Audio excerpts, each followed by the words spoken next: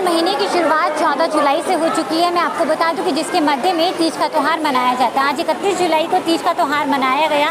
इस समय मैं मौजूद हूँ बुद्ध विहार फेज 1 में, जहाँ पर बुद्ध विहार विकास समिति की तरफ से यहाँ पर एक तीज के प्रोग्राम का आयोजन किया गया, जिसमें मैं आपको बताना चाहूँगी कि यहाँ के लोगों ने, क्षेत्रवासियों ने यहाँ पर बढ़ चढ़कर हिस्सा लिया है। आप मेरे पीछे तस्वीरों के माध्यम से देख सकते हैं किस तरह से यहाँ पर लोगों का जो है तांता लगा हुआ है।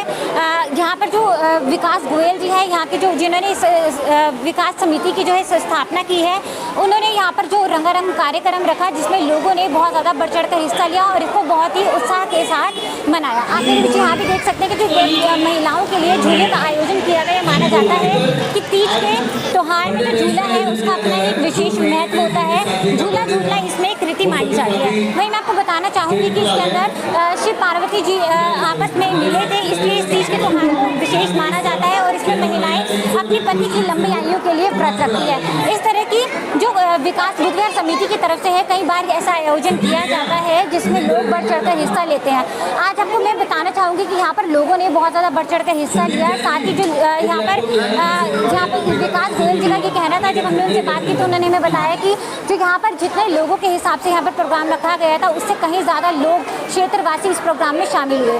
जैसा कि आपको पता है कि बुद्ध विहार विकास समिति पिछले 5 वर्षों से अपने क्षेत्र में कार्य कर रही है और उसी कड़ी में जैसे पिछली बार की तरह इस वर्ष भी एक जो हिंदू धर्म की आस्थाओं में एक महत्व है कि पार्वती मैया और भोले शंकर जी के पुनर्मिलन पर हरियाली तीज का महोत्सव बनाया जाता है। उसी कड़ी में ये हमारा दूसरा कार्यक्रम था बुद्ध विहार विकास समिति का, जिसमें समस्त टीम ने बुद्ध विहार विकास समिति महिला इकाई और पुरुष मंडल ने अपना योगदान दिया और भारी संख्या में क्षेत्रवासी, सच कहूँ तो आज कहना पड़ा कि ये जगह छोटी पड़ गई है और अब हमें बहुत बड़ी जगह में लोकेशन, लगभग मेरी ख्याल से इतना मेरा आइडिया है, लगभग 1700-1800 के आसपास क्षेत्रवासी आए और बुद्ध विहार विकास समिति को प्यार दिया। बस उसी कड़ी में हरियाली तीज महोत्सव हमने आज सेलिब्रेट किया और सदैव बुद्ध विहार विकास समिति जो है क्षेत्र के विकास में अपनी भागीदारी सुनिश्चित करती रहती है और इस तरीके के कार्यक्रम आयोजन करती है। बुद्ध विहार विकास समिति अपने क्षेत्र में हर क्षेत्र में इतना काम कर रही है जिसका कोई अंदाज़ा ही नहीं लगा सकता है। बल्कि आज बुद्ध विहार विकास समिति के बारे में कुछ भी कहना एक सूरज को दीपक दिखाने वाली बात है। आज बुद्ध विहार विकास समिति के बैनर के नीचे हरियाली तीज महोत्सव बनाया गया, जो कि बहुत ही धूमधाम से बनाया गया और इसमें जैसा कि विकास भाई ने अभी बताया कि लगभग 1700-1800, बल्कि मैं तो कहूँगा 2000 भी कोई गिनती नहीं है, मान लो 2000 सदस्य भी जो है ना जी मेंबर इकट्ठे हो गए होंगे जी।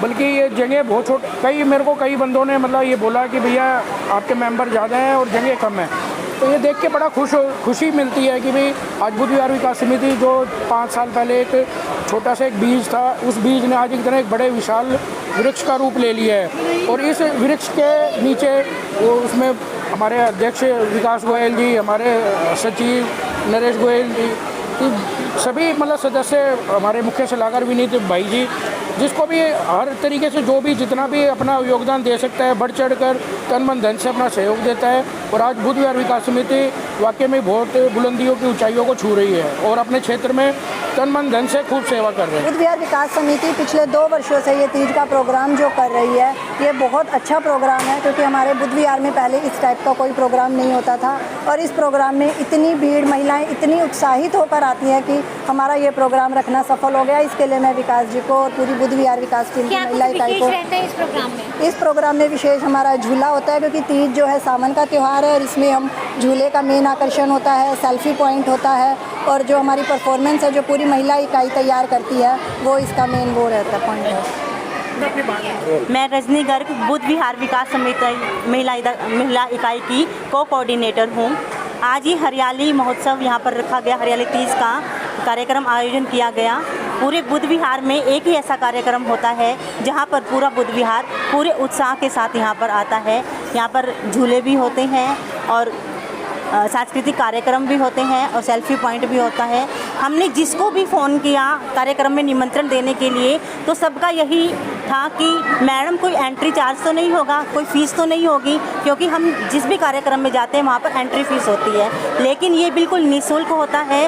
पूरे बुद्ध विहार वासी बिल्कुल निःशुल्क यहाँ पर आमंत्रित होते हैं। बुद्ध विहार विकास समिति की तरफ से ये जो प्रोग्राम है कब से करवाए जा रहे हैं? ये लगभग पिछले साल भी मनाया गया था तीज महोत्सव और आज ये द्वितीय है तीज महोत्सव का कार्यक्रम जो सावन माह में हरियाली तीज पर मनाया जा रहा है।